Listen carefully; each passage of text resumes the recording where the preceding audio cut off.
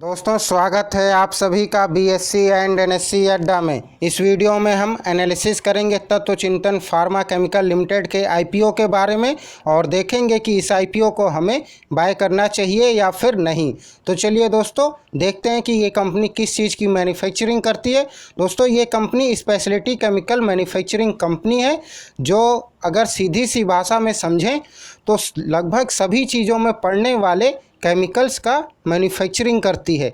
आपके चाहे जो हो गए बैटरीज़ में पड़ने वाले केमिकल, दवाइयों में पड़ने वाले केमिकल, खेती में प्रयोग होने वाले केमिकल्स का, स्प्रे में पड़ने वाले केमिकल्स का एंड लगभग और फूड में पड़ने वाले केमिकल्स का, इन सभी चीज़ों में पड़ने वाले केमिकल्स का ये कंपनी प्रोडक्शन करती है।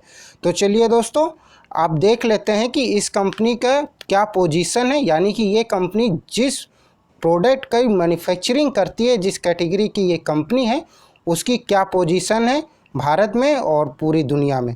दोस्तों ये कंपनी भारत के अंदर लार्जेस्ट है एसडीए के प्रोडक्शन में और सेकंड लार्जेस्ट है ग्लोबली, यानी दुनिया में ये दूसरी सबसे बड़ी कंपनी है। और अब देख लेते हैं कि ये कितनी कंट्रीज़ को जो है अपने बनाए हुए केमिकल्स का यानी मैन्युफैक्चरिंग किए हुए प्रोडक्ट्स को जो है ये एक्सपोर्ट करती है। दोस्तों ये 25 कंट्रीज़ को जो है एक्सपोर्ट करती है, जिसमें USA, China, Germany, Japan, south Africa and United kingdom भी शामिल हैं। अब कुछ हाइलाइट्स डेट देख लेते हैं जिसमें कंपनी ने कुछ नया अचीव किया या कुछ चेंज हुआ। दोस्तों ये कंपनी जो है 1996 इनकॉर्पोरेशन हुई, फिर 2004 में गुजरात के लिए इसने लाइसेंस अचीव किया ड्रग फूड कंट्रोल से, और फिर 2007 में जो है इसने एक्सपेंशन किया है अपनी एक कैपेसिटी का, और 2011 में commercial manufacturing of SDA start किया है, और फिर उसके बाद 2013 में 500 मिलियन का टर्नओवर जो है अचीव किया, और 1 बिलियन का टर्नओवर अचीव किया 2015 में, और फिर 2015 को इसने यूएसए में अपनी सब्सिडरी कंपनी डाली। 2015 में ही सब्सिडरी एक और वेयर हाउसिंग डाली नीदरलैंड में, जिसको वेयर हाउसिंग कहते हैं, वेयर हाउसिंग डाली इसने नीदरलैंड में 2015 में, और फिर 2017 में मैन्युफैक्चरिंग फैकल्टी जो है एक इसने स्टार्ट की। 2019 में यूरोप के अंदर एक सब्सिडरी कंपनी डाली जो पूरी तरह से इसी के अंडर है। 2020 में ऑडिट कंप्लीट किया, और फिर उसके बाद जो है 2020 में ही 2 बिलियन का जो है टर्नओवर इसने अचीव किया। और 2020 से जैसा कि आप अपनी स्क्रीन पर देख पा रहे हैं ये लगातार अपनी असेंबली लाइन को इंक्रीज़ कर रही है, अपनी मैन्युफैक्चरिंग बढ़ाती जा रही है। तो अगर हम इस कंपनी की टोटल रिव्यू करें तो ये कंपनी फंडामेंटली बहुत ही स्ट्रॉन्ग है।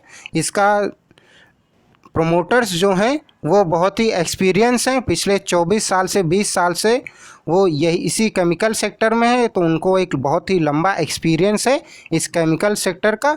तो वो इस कंपनी को लगातार बहुत ही अच्छी ग्रोथ के साथ आगे लेकर आ रहे हैं। जैसा कि आपने अभी पीछे देखा 1996 से 2020 तक उन्होंने बहुत ही अच्छे तरीके से इस कंपनी को आगे बढ़ाया है।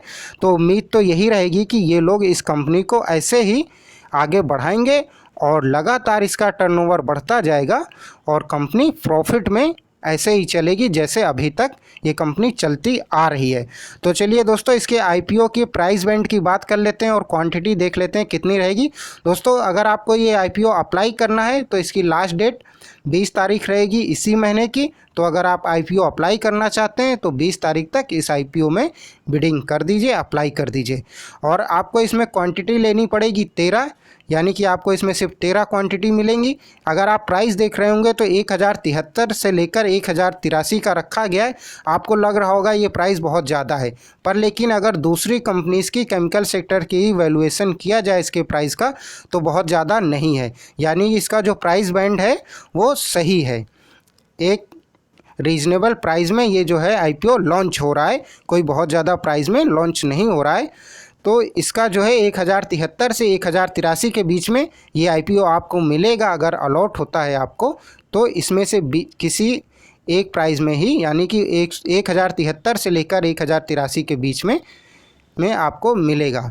और अगर इसके टारगेट की बात करते हैं दोस्तों, तो जैसा कि मैंने पहले भी बताया, ये कंपनी लगातार ग्रोथ कर रही है, फंडामेंटली बहुत ही स्ट्रॉन्ग है, पॉजिटिव व्यू है मार्केट में इस कंपनी को लेकर कि ये कंपनी बहुत ही अच्छी ग्रोथ के साथ आगे बढ़ रही है।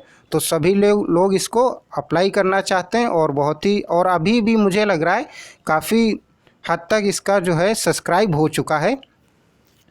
तो अगर इसकी लिस्टिंग होती है तो भी आप शॉर्ट सेल करके अपना प्रॉफिट बुक कर सकते हैं, यानी शॉर्ट टर्म के लिए भी इस कंपनी में इन्वेस्टमेंट किया जा सकता है और लॉन्ग टर्म के लिए तो 100% किया ही जा सकता है। तो मेरी तरफ से इस आईपीओ में आप पैसा लगा सकते हैं, क्योंकि ये आईपीओ मैं खुद ही 20 तारीख को अप्लाई करूँगा। तो आप चाहें तो खुद अप्लाई कर सकते हैं अपना आईपीओ भी। और अगर लिस्टिंग होती है ज़्यादा पे, चूँकि उम्मीद लग रही है कि लिस्टिंग होगी तो ज़्यादा बढ़कर ही होगी, और आप तब भी अपना प्रॉफिट बुक कर सकते हैं। और अगर आप चाहें तो लॉन्ग टर्म के लिए भी होल्ड कर सकते हैं इसको, स्टॉक्स को, क्योंकि ये कंपनी बहुत ही अच्छी है और फ्यूचर इन्वेस्टमेंट के तौर पर भी इस कंपनी को कंसीडर किया जा सकता है। तो चलिए दोस्तों, इस वीडियो में बस इतना ही। लेकिन आपने अगर अभी तक इस चैनल को सब्सक्राइब नहीं किया है तो चैनल को सब्सक्राइब ज़रूर कर दें। और अगर कोई डीमैट अकाउंट खुलवाना चाहता है तो नीचे दिए हैं डिस्क्रिप्शन बॉक्स में मैंने जीरोधा का लिंक, आप उसमें क्लिक करके अपना डीमैट अकाउंट खुलवा सकते हैं और उसके बाद आईपीओ भी अप्लाई कर सकते हैं। और अगर आप चाहें तो हमारे फेसबुक पेज, इंस्टाग्राम पेज पर हमें फॉलो कर सकते हैं। और आप अपने व्यू ज़रूर दीजिए, इस आईपीओ में आपका क्या व्यू है कमेंट बॉक्स पर, मुझे बहुत ही अच्छा लगेगा। तो चलिए दोस्तों, कल फिर मुलाकात होगी आप सभी से, तब तक के लिए धन्यवाद।